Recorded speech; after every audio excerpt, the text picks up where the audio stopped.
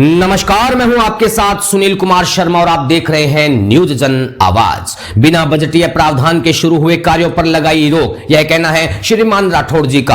पूर्ववर्ती गहलोत सरकार की योजनाओं के बंद होने के आरोप पर राठौड़ का पलटवार। जोधपुर से राजस्थान स्टेट हेड चित्रेश बोहरा की राजनीतिक report.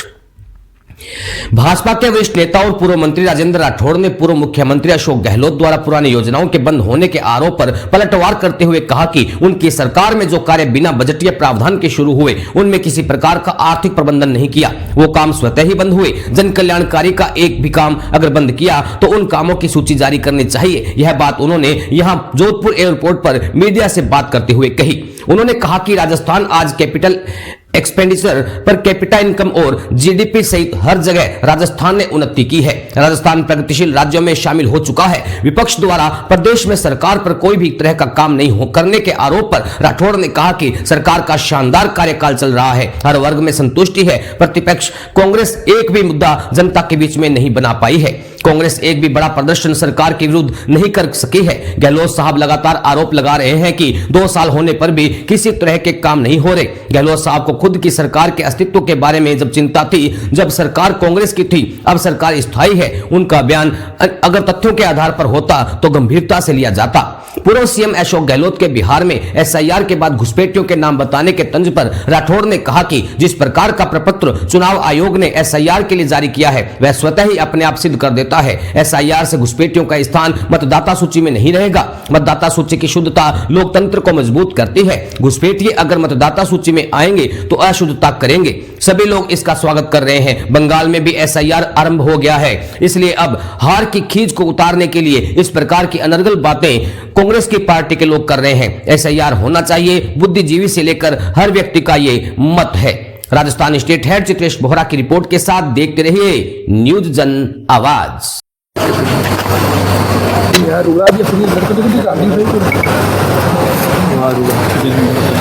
Sir please sir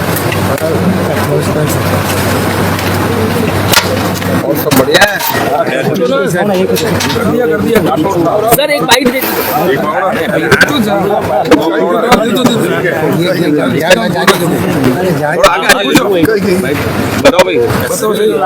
SIR को लेकर कांग्रेस बराबर हमला कर रही है। लोकतंत्र में मतदाता सूची की शुद्धता लोकतंत्र को मजबूत करती है। घुसपैठ या अगर मतदाता सूची में जाएगा तो अशुद्धता करेगा।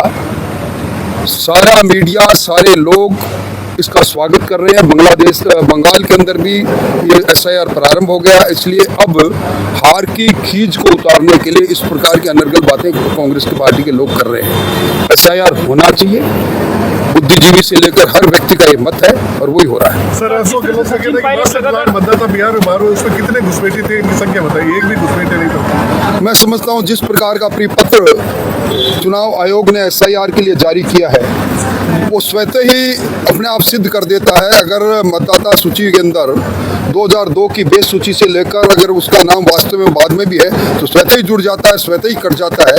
इसलिए 62 लाख हो चाहे 65 लाख हो, जिन लोगों के मतदाता सूची के अंदर 2-2 जगह नाम थे या जो मृत्यु होने के पश्चात भी नाम लिखे हुए थे, उनके नाम कटने से अगर पेट में दर्द होता तो होता रहे। कितने घुसपैठी थे सर? वो अपने आप सामने आ जाएंगे। घुसपैठियों का स्थान मतदाता सूची में जब नहीं रहेगा, संख्या अपने आप सामने आ जाएगी। सरकार के 2 साल पूरे हो रहे हैं, शानदार और जानदार कार्यकाल रहा। हर वर्ग में संतुष्टि है। प्रतिपक्ष कांग्रेस एक भी मुद्दा जनता के बीच में बना नहीं पाई। एक भी बड़ा प्रदर्शन कांग्रेस पार्टी सरकार के विरुद्ध कर नहीं पाई, जो सिद्ध कर रहे हैं जनता संतुष्ट। सर गहलोत साहब लगातार आरोप लगा रहे हैं कि 2 साल हो चुका है, किसी तरह का कोई कार्य नहीं करी सरकार। गहलोत साहब को खुद की सरकार के अस्तित्व के बारे में जब चिंता थी, जब सरकार कांग्रेस की थी, अब सरकार स्थायी है। गहलोत साहब का बयान अगर किसी तथ्यों का आधार पर होता तो गंभीरता से लिया जाता। आज कैपिटल एक्सपेंडिचर से लेकर पर कैपिटा इनकम से लेकर और सब जगह पर जीडीपी से लेकर हर जगह राजस्थान ने उन्नति की है। राजस्थान प्रगतिशील राज्यों में शामिल हो चुका है। गहलोत सर ये भी कह रहे हैं कि मेरे सारे कार्य बंद कर दिए गए सरकार की ओर। बिना बजटीय प्रावधान के जिन कार्यों को उन्होंने किया, जिनमें बिना किसी प्रकार का आर्थिक प्रबंधन किया, वो काम स्वतः ही बंद हुए। लोक जन कल्याणकारी के एक भी काम अगर बंद किया तो उन काम के बारे में काम की सूची जारी करनी चाहिए। धन्यवाद सर।